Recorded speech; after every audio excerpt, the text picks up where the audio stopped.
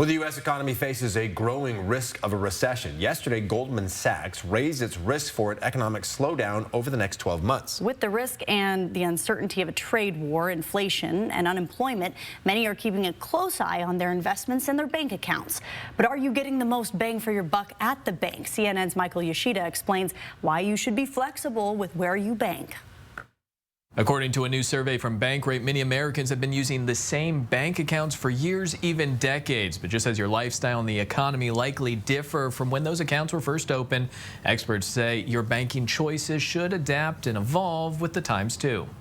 As America's economy faces growing uncertainty, are your bank accounts doing all they can for you? It's important to shop around periodically. I don't think enough people are doing that. Only about 1 in 4 have switched accounts in the last 5 years. According to Bankrate, Americans surveyed have held on to the same checking account for an average of 19 years and the same savings account for an average of 17. Convenience is the reason many give for staying. There actually is such a thing as too much loyalty because this account may not suit you anymore.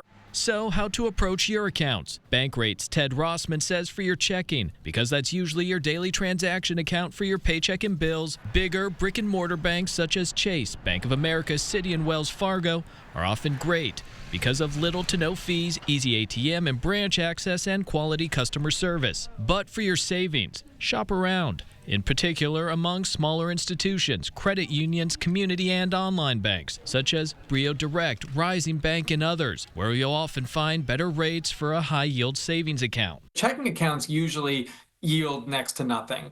Savings accounts, on the other hand, some of the good ones are upwards of 4%. Over time, that adds up. Think of it this way, for every $10,000 you save, it's about $450 a year in interest if you're getting about 4.5%. And when shopping around for a high-yield savings account, Rossman says, like with anything, you should do your due diligence and make sure those banks are FDIC or NCUA insured. In Washington, I'm Michael Yoshida reporting.